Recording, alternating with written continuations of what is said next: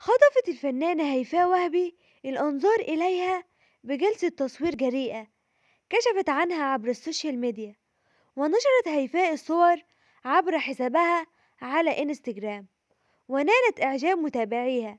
وعلقت الفنان عبير صبري على صورها قائلة: هيوفا القمر.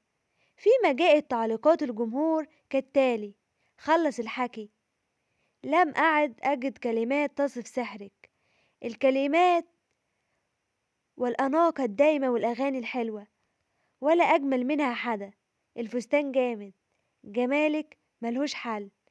يذكر أن هيفاء وهبي طرحت مؤخرا كليبها الغنائي الجديد وصلتلها عبر قناتها الرسمية على تيوب، وهي من كلمات الشاعر الغنائي محمود عبد الله وألحان الراحل محمد النادي وتوزيع نور.